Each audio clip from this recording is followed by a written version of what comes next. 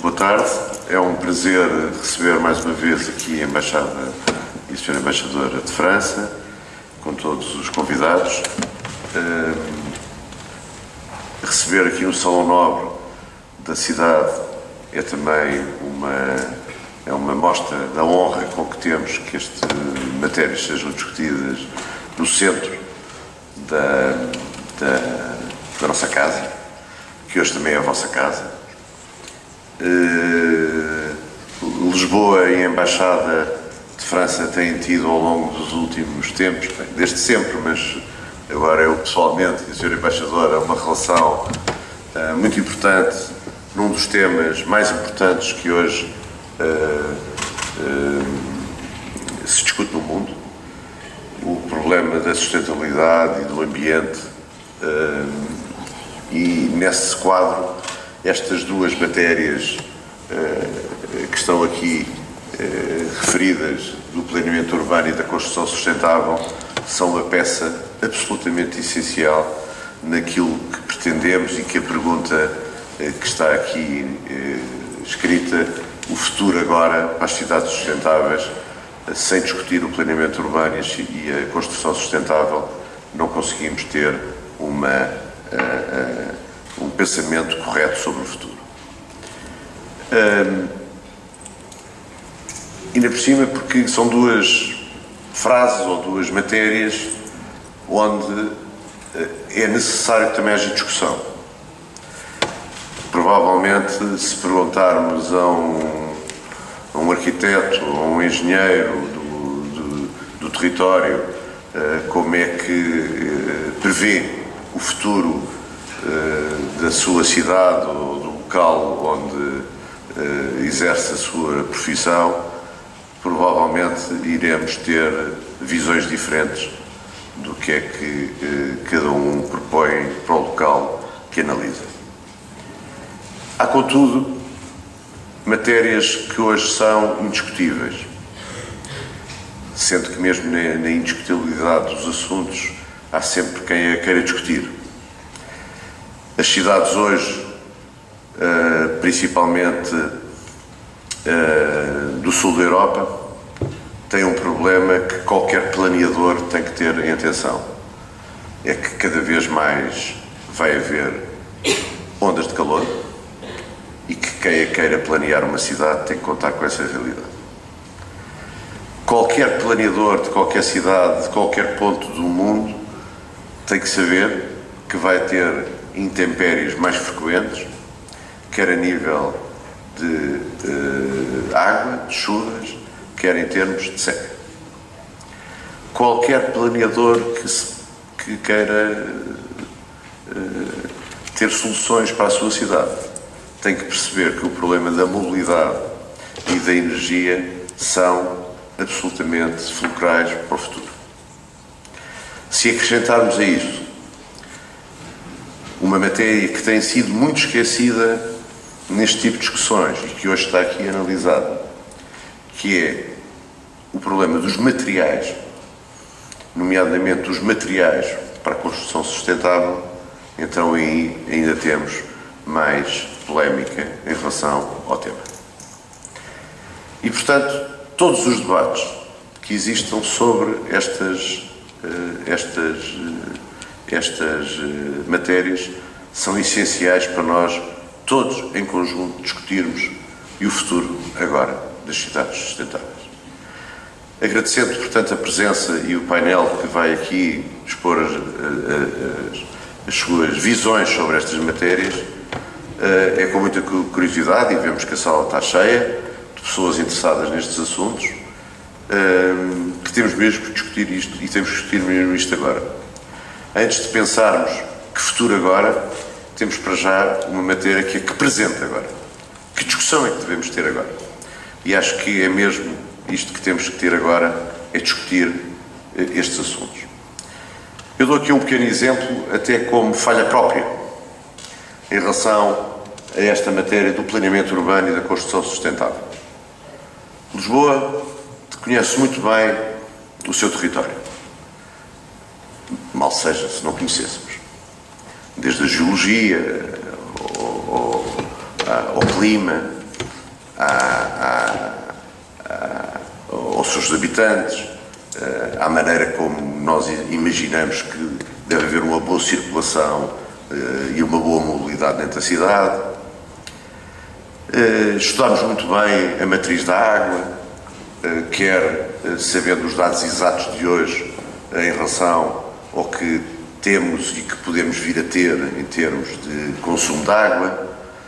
Conhecemos muito bem a matriz energética da cidade, se pensarmos daquilo, das nossas necessidades e de o que é que nós devemos apostar na cidade para ser uma cidade energeticamente sustentável para o futuro.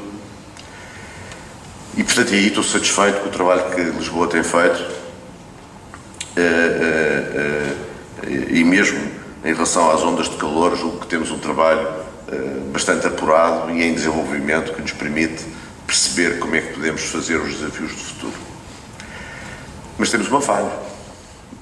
E a falha é precisamente este assunto que hoje vamos discutir, que tem a ver com a construção sustentável. É absolutamente essencial que as cidades tenham a sua matriz dos materiais. Que tenham, exatamente, porque depois podemos discutir com bom senso e com razoabilidade a construção sustentável. Durante anos, e bem, porque há coisas que não se perdem com os séculos, todos sabemos que a exposição das casas tem um efeito para a qualidade da vida. As casas viradas a norte, no caso aqui de Lisboa, ou a maneira como é que nós devemos planear as ruas, nós sabemos, e sabemos isso ao longo dos séculos, como é que elas devem ser orientadas e que efeitos positivos é que essa orientação traz para o planeamento e para a qualidade de vida das pessoas e para a própria qualidade de vida no interior das casas. Sabemos bem isso. Agora, o que não sabemos, mas que estamos a estudar neste assunto, é precisamente os materiais. E os materiais, nomeadamente para a construção. O que é que nós podemos fazer daquilo que entra na cidade? Porque não sabemos. Estamos a estudar nesse assunto. E temos uma verdadeira matriz de material que permite ao planeador perceber também como é que pode resolver alguns dos problemas da construção sustentável.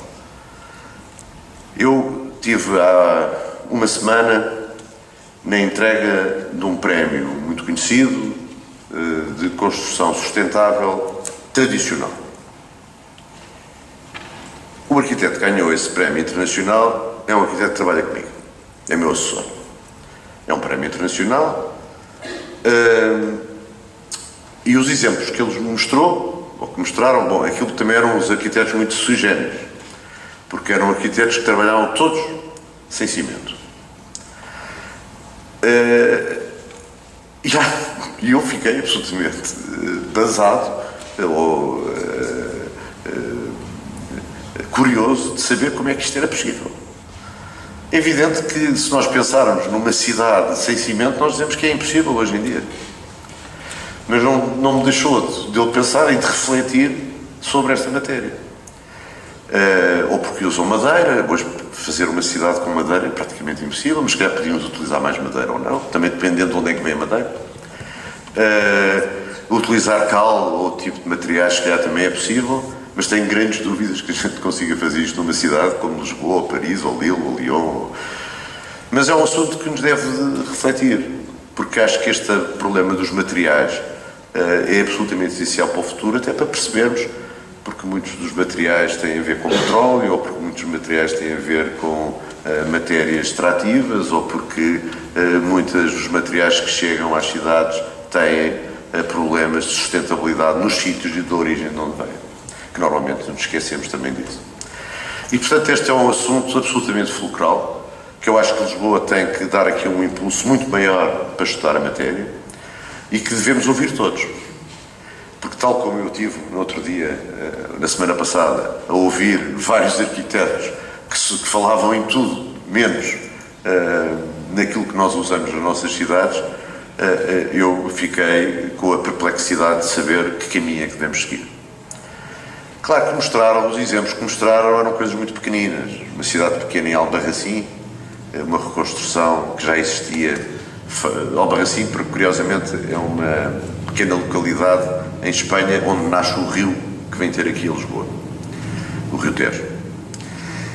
E eu lembro de ter visitado o Rio Tejo, eu vou já terminar, depois eu fiquei aqui muito tempo a falar, mas eu lembro quando visitei a nascente do Rio Tejo, na Serra de Albarracim, onde existe esta vila chamada Albarracim. Eu tive ali uma das minhas grandes perplexidades da minha vida.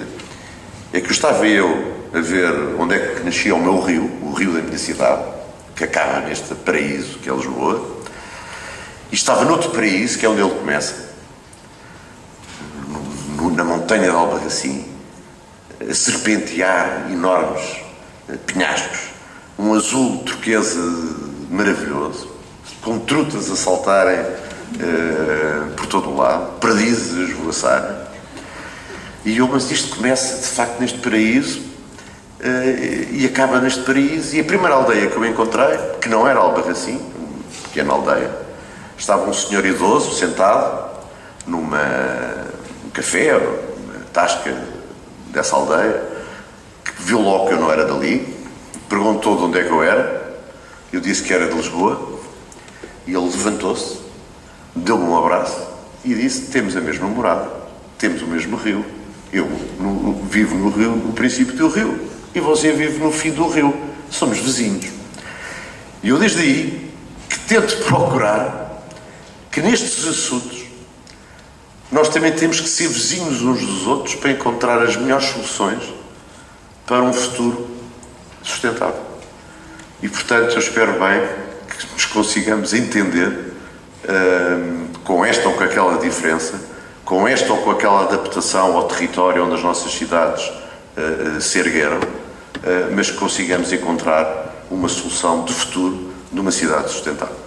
E portanto é isso que eu desejo para esta vossa reunião, para este vosso encontro, agradecendo mais uma vez a vossa presença aqui e dizendo mais uma vez que é uma honra estar aqui convosco e uma honra receber no Salão Nobre da cidade de Lisboa, que é esta casa. E muito obrigado, Sra. Embaixadora, mais uma vez.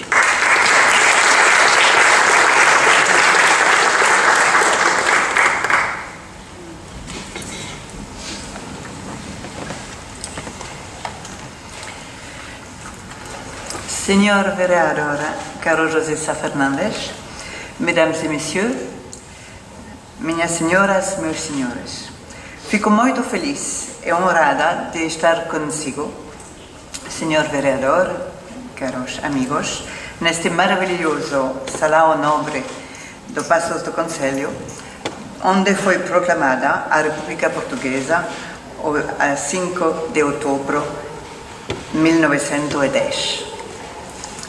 Se me permitem, vou agora passar em francês, já que temos tradução simultânea.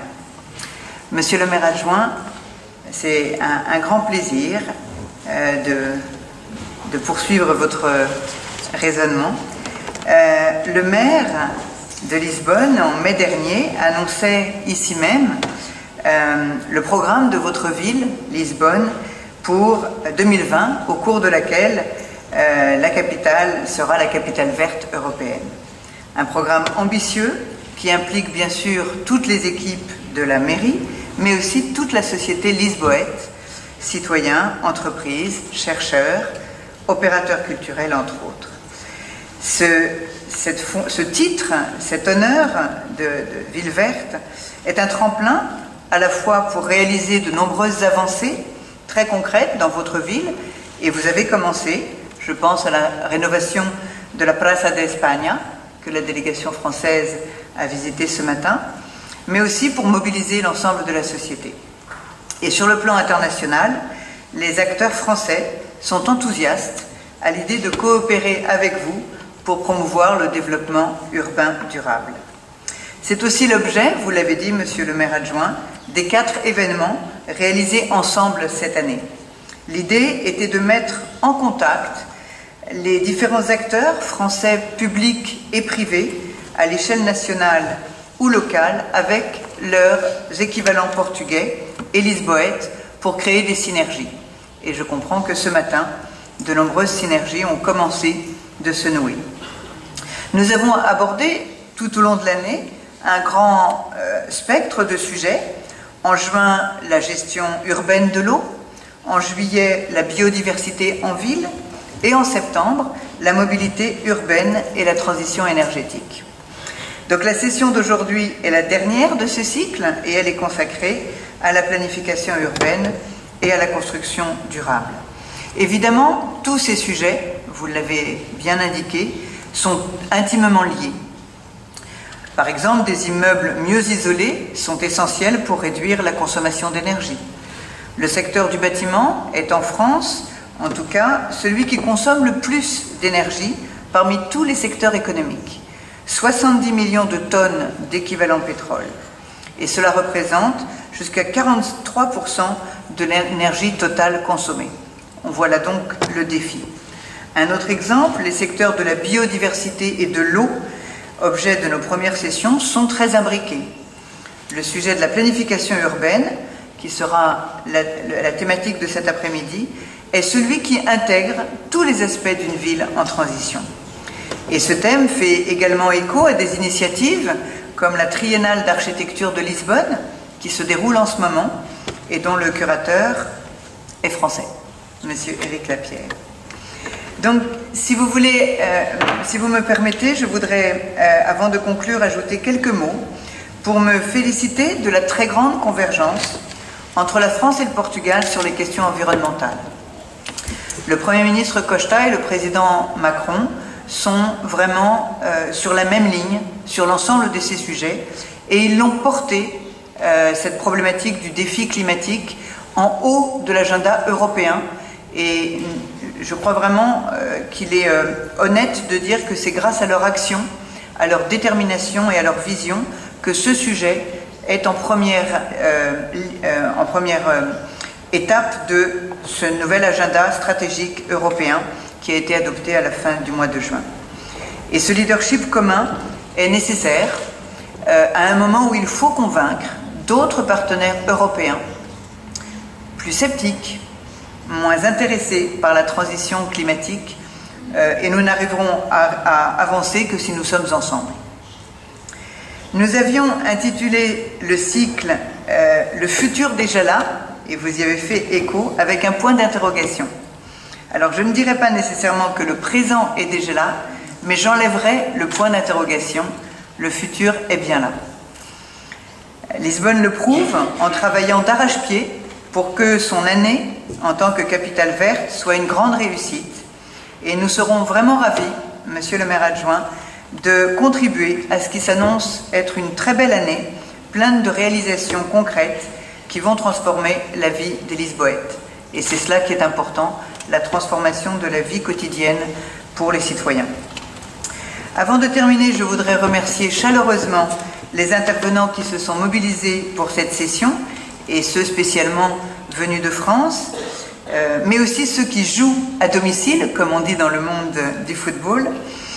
Je voudrais citer donc M. Raoul Moura, de la ville de Lisbonne, en charge du programme des logements accessibles, M. Paulo País, directeur développement et urbanisme à la mairie de Lisbonne, M. Stanislas Dindievel, maire adjoint de Lille, délégué à l'urbanisme et à l'habitat durable, Madame Lydie Lègle, directrice de recherche au Centre scientifique et technique du bâtiment, et M. Hervé Bois-Guillaume, directeur du projet Ville durable au ministère de la Transition écologique et solidaire. Avant de passer la parole à M. Dindievel, je voudrais également remercier évidemment mes collaborateurs de l'ambassade et de l'Institut français qui ont travaillé à la mise en place de ce cycle, avec, et ça n'aurait pas été possible sans eux, les équipes de Lisboa Innova, Philippa Sacarida Doura et Marta Pincinho, et bien sûr la Caméra municipale de Lisboa, notamment vous-même, Monsieur le maire adjoint, et votre conseillère Sofia Cordeiro. Sans plus tarder, je passe la parole à nos intervenants. Je vous souhaite une formidable après-midi d'échange.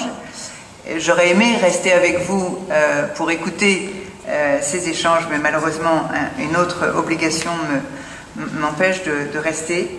Et je donne la parole, sans plus attendre, à Stanislas Dindievel. Merci.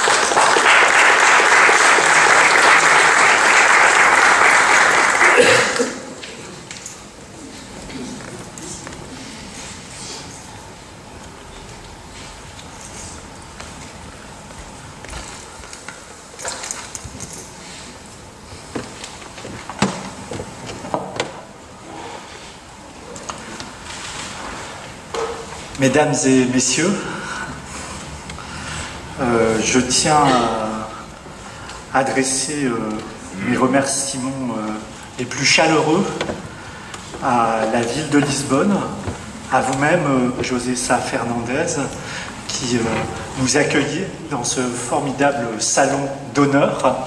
Et c'est un grand honneur d'être ici à vos côtés. Madame Martine Aubry, maire de Lille, m'a chargé de transmettre toutes ses amitiés à Fernando Medina, le maire de Lisbonne. Peut-être aurons-nous l'occasion de nous croiser.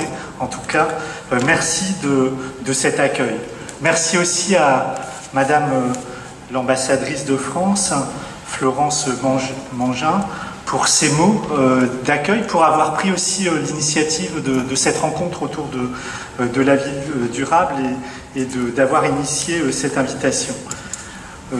Moi, je suis à titre personnel heureux d'être parmi vous aujourd'hui pour vous parler de la ville durable et de la politique d'urbanisme que nous menons dans la ville de Lille et qui est l'occasion aussi de saluer l'ensemble des interlocuteurs qui interviendront après moi, Raoul Moura, Paolo Païs, Monsieur de Bois-Guillaume et Lydie Lègle, avec qui nous avons déjà commencé à échanger cette matinée en découvrant différents projets urbains que vous menez à Lisbonne.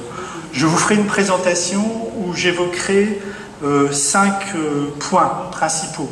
Comment la ville de Lille inscrit la ville durable comme une réponse à l'urgence climatique, comment nous portons, à l'instar de ce dans lequel vous nous avez emmené, Lisbonne, cette notion d'une ville verte et connectée avec la nature. Vous êtes un peu notre guide sur cette aventure de la capitale verte européenne. Vous avez été lauréat, nous avons été finalistes pour 2021, et en tout cas on a beaucoup appris ensemble, ce qui est l'occasion de saluer Sophia qui vient de partir, mais qui nous a aussi accueillis chaleureusement ici. Je vous parlerai des actions que nous portons en matière de construction plus durable, et puis un focus autour de 2 exemples précis en images, qui sont l'exemple de Fifkai, qui est une usine transformée en quartier, et puis d'un travail sur les quartiers en difficulté. Alors Lille, brièvement, si vous ne connaissez pas cette ville, je vous invite à la visiter. On a une histoire d'environ 1000 ans et on a été tour à tour burgonde, flamande, espagnole, autrichienne, avant de devenir française sous Louis XIV en 1667. Donc Lille, c'est une ville européenne et qui a brassé beaucoup de cultures, de civilisations, et on a cette réputation de cité d'accueil et de brassage des cultures. Alors nous fûmes une ville marchande à l'époque du Moyen-Âge, et puis au XIXe siècle, l'épopée industrielle avec la présence à Lille de grandes entreprises textiles, mais aussi d'industries métallurgiques qui ont laissé des traces profondes dans notre paysage urbain, et un certain nombre de friches dont notre ville est aujourd'hui l'héritière. Lille est une ville qui témoigne d'une histoire économique particulière, à la fois parce que c'est une ville centre d'une métropole de 1,3 million d'habitants dans une agglomération transfrontalière. Nous sommes frontaliers avec la Belgique de plus de 2 millions d'habitants et qui nous place à proximité d'un ensemble de cités de l'Europe du Nord-Ouest. Vous le voyez sur cette carte. Notre particularité, c'est vraiment ce côté ville-frontière avec la Flandre belge, avec la Wallonie belge, et donc de constituer un peu quelque chose de particulier au nord de la France. Nous sommes à 30 minutes en train de Bruxelles, pour mesurer aussi les distances. Et en 20-30 ans, nous sommes passés de l'économie industrielle du 19e siècle à une économie plus tournée vers le tertiaire, les services, une économie du 21e siècle, en créant à la fois un centre d'affaires international qui s'appelle Euralille, que nous avons bâti avec Rem Koolhaas comme urbaniste, et des pôles nationaux d'excellence autour du numérique, de la santé et des textiles du futur. Vous avez ici, sur ce visuel, voilà, ce qui était une usine textile que nous avons transformée aujourd'hui en une cathédrale des nouvelles technologies de l'information et de la communication. À partir de cet incubateur, nous avons 3500 emplois à cet endroit dans le numérique. Nous sommes dans un écoquartier, c'est les rives de la Haute-Deule, c'était l'un des premiers écoquartiers labellisés en France, avec tout un travail notamment sur les matériaux, sur la gestion de l'eau, comme vous pouvez le voir. Cela étant, malgré ce rebond économique qui est le nôtre, 20% des Lillois et des Lilloises vivent encore actuellement sous le seuil de pauvreté. Et nous portons aussi, et nous avons à faire face aux marques de nombreuses friches industrielles polluées. Par exemple, 48 hectares au sein même de la ville de Lille sont encore sans usage, mais en cours de transformation. Lille est également une ville solidaire, une ville combattante. C'est une jolie ville que ses habitants apprécient, qui est riche de son passé de capitale des Flandres, et elle n'a jamais renoncé à être une ville où il fait bon vivre, une ville attractive, une ville accueillante, une ville solidaire. Faible revenu de nos habitants, et pourtant on a inscrit très tôt le souci de l'environnement dans nos politiques publiques. À Lille, nous avons souhaité promouvoir ce que Martine Aubry, le maire, a appelé un nouvel art de ville, en tenant à préserver une singularité forte en matière d'aménagement de l'espace urbain. Les quartiers populaires sont situés dans la ville afin de lutter contre la ségrégation spatiale et souhaitant faire dans chaque quartier un véritable morceau de ville avec toutes les fonctions que cela implique. Ici, vous avez une image de l'habitat ouvrier traditionnel, donc la situation avant et après rénovation. Là, c'est un travail de rénovation durable de l'habitat ancien, donc on a géré y compris la question thermique, mais on compose aussi avec ce patrimoine ancien. Là, ce sont des maisons ouvrières classiques qu'on appelle des courées, et on construit également de nouveaux projets pour répondre à ces défis. Donc, partout dans la ville, c'est une triple mixité que nous cherchons à mettre en œuvre: mixité sociale, mixité fonctionnelle, mixité générationnelle. C'est une condition du développement économique comme du vivre ensemble. La ville durable se doit également de répondre à un défi principal, celui de l'urgence climatique et en conséquence de l'adaptation de la morphologie urbaine aux effets provoqués par ce changement climatique. Chacun sait l'urgence à laquelle nous sommes confrontés. Le dernier rapport du GIEC n'a fait que confirmer les craintes en pointant l'accélération du changement climatique.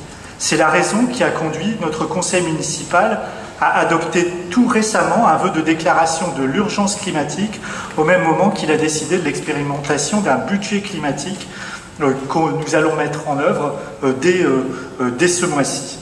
Plusieurs marches pour le climat depuis quelques mois, à Lisbonne, comme à Lille, comme à Paris, comme à Bruxelles, comme dans toutes les villes du monde, réunissent une forte participation dans les villes européennes. À Lille, à chaque fois, elles ont réuni plusieurs milliers de personnes, ce qui montre la préoccupation vive des citoyens. Plus personne ne peut nier l'urgence et l'obligation morale d'agir. Le sujet de la planification urbaine et de la construction durable pose ainsi non seulement la question de la survie de l'espèce humaine, évidemment, mais aussi celle de la justice sociale, environnementale et l'égalité du traitement des citoyens. Nous savons tous en effet aujourd'hui que ce sont bien les populations les plus fragiles qui subiront d'abord les effets du dérèglement climatique. À Lille, nous nous sommes engagés dans la lutte contre le changement climatique et la transition écologique depuis de très nombreuses années. Il y a plus de 20 ans déjà, le conseil municipal a adopté le premier plan local de développement durable, suivi du premier agenda 21. Je pense que Lisbonne, pareil, vous étiez engagé dans cet agenda 21. Par notre accession au titre de finaliste pour une première candidature au prix de Capitale Verte Européenne 2021 en juin dernier,